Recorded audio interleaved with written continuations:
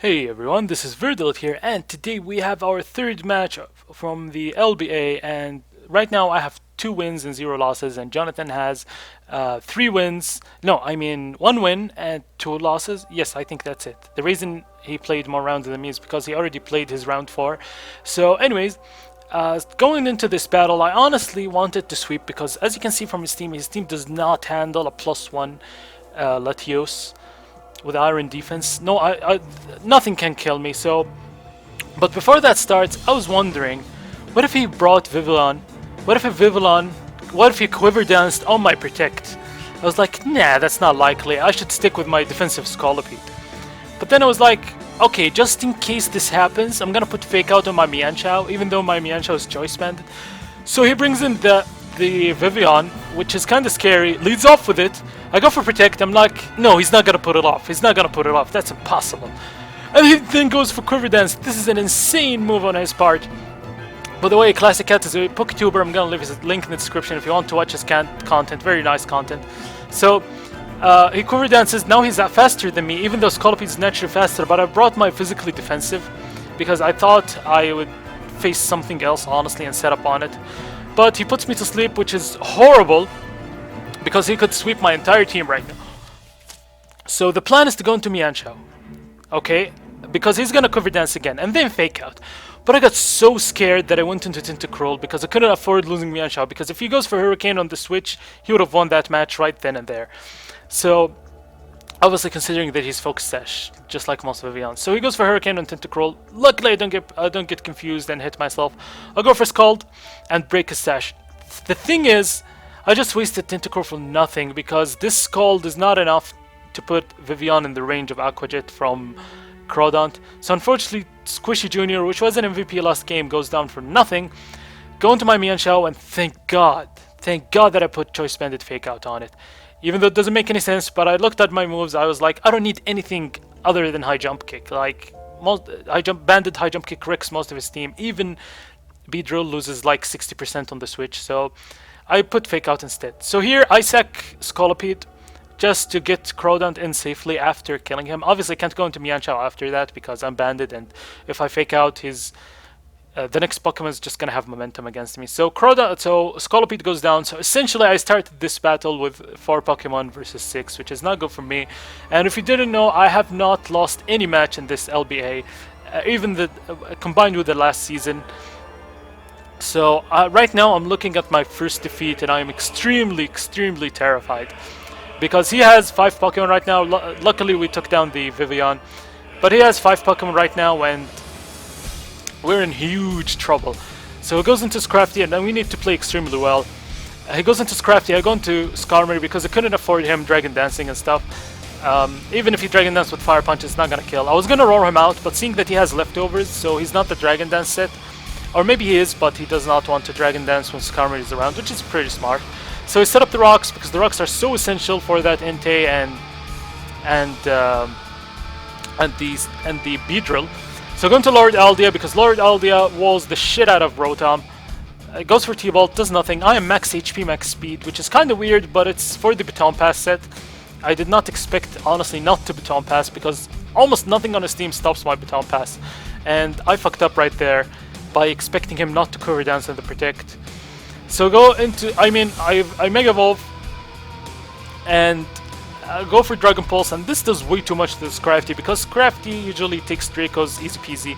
This is an uninvested Dragon Pulse, so he's telling me that he's the Dragon Dance set again because that's not very bulky. So I switch out, go into my Skarmory. I really don't want him to Dragon Dance. He goes for Knockoff.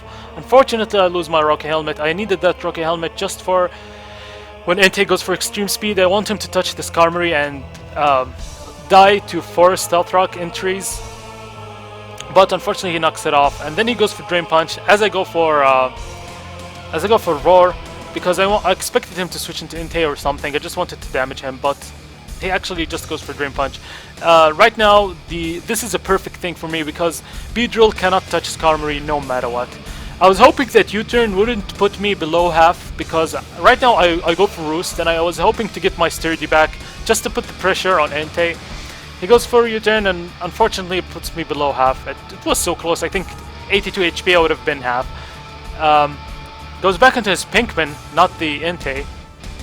I'm probably expecting the Roost, and he put the only Pokemon that he didn't want to be in against the Skarmory, since I will roar him out. I mean, he predicted the Roar, so I would roar him out, and then Entei or Skarmory or Manectric would come in, but I did not roar. So at this point, I go for Iron Head. I'm trying to bait the Rotom. I go for Iron Head or the Manectric, baiting both of the two electric types, and right now I decide to go for Roar, expecting him to switch, seeing how I am determined to go for Iron Head. Obviously the flinch didn't matter, you'll see in the future. So go for Roar, and Scrafty goes out, and Entei comes in, and some Stealth Rocks damage, which is nice, but at the same time this thing puts in so much pressure because I have no switch-ins, especially with Tentacruel gone. So go into my Mega Latios, and I can't afford, you guys have no idea how much I can't afford to lose Mega Latios. Because if I lose Mega Latios, Manectric and Rotom would just wreck the shit out of my team. So I need Mega Latios to be extremely healthy. And at this point, I decide to go for Roost, just to scout out if he will do anything with his Entei. Luckily, Sacred Fire does not burn, which is kind of important. So I Roost back to my full HP. As this Pinkman stays in, I know that he has knockoff. I've seen knockoff, not crunch, which meaning that it will be only base 60 power since Mega Stones can't be knocked off. So he goes for knockoff, and this does around 40%, which is decent considering that it's perfective and most likely his max attack, since if he's the Dragon Dance set. So here I go for Dragon Pulse and take him out. Like I said, the flinch didn't matter because he was gonna die anyways to this Dragon Pulse, regardless of him using Drain Punch or not. And then he goes into his Van Dyne, the Beedrill, as luckily he did not EV train it to live with 1 HP if he entered the Stealth Rocks 4 times, so that's good for me.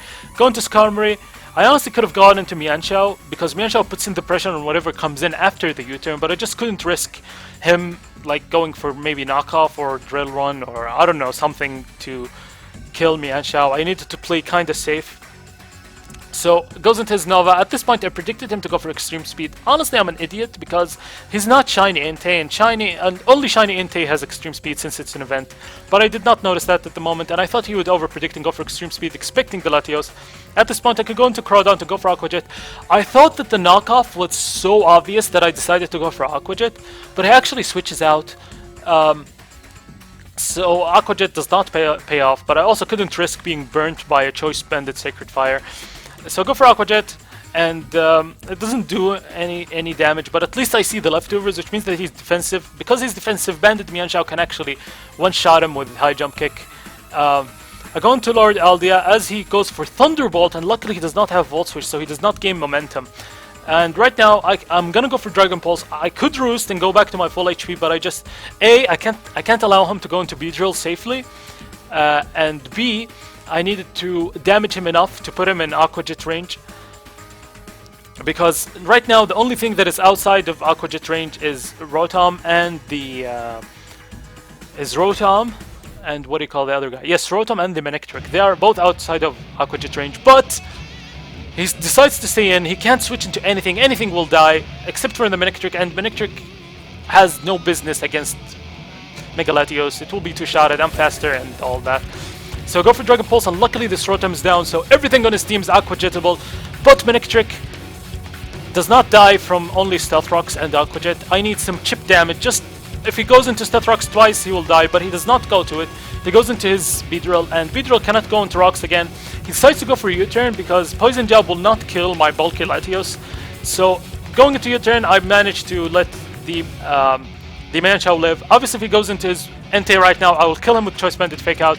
And if he goes into his Manectric, I will put him in range of my Aqua Jet. And he goes into Manectric, and this was checkmate. I was so happy when he sent in Manectric. That's it, checkmate. Fake Out. Right now he's in Aqua Jet range. Obviously I'm Choice Banded, so I can't do anything else. He goes for T-Bolt, taking me out. And then I go into my Crawdaunt just to finish the game. Sylvester A, that reference to Terraformers. Aqua Jet. Boom, taking out this Manectric, which I was so happy to see this Aqua Jet clean up. And then Skarmory from the grave, taking out the Beedrill.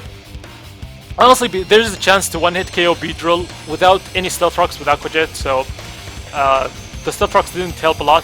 And here I was fearing extreme speed crit or something, but at the same time I had Latios in the back and he does not have extreme speed since he's not shiny. And I go for Aqua Jet, take this Nova out and win the game, and that was a close, super close to all. That's insane, and honestly, I should have acted on my prediction. I don't know I don't know why I brought the defensive Scolipede. I should have gone and brought the max speed Scolipede, but I was too lazy to EV train or even power save. And this bite me in the back because honestly, like, no disrespecting to the guy, he played really well. He's super awesome. Jonathan is a really good player, but I've seen him that he does not prepare, like, he does not super counter team, or at least in the previous matches. And I also saw him in the comment telling one of the guys that he doesn't take it too seriously, so I really didn't expect him to bring Vivian, even though it was the perfect lead. So good job on his part. He almost took me down and ended my semi-streak. I say semi-streak because I lost one match because I forfeited, because I was qualified to the playoffs anyways and I didn't have a time to play, so I just forfeited and I won the championship in that season. So yeah, so technically it's not a streak, but at the same time it's a streak, so yeah.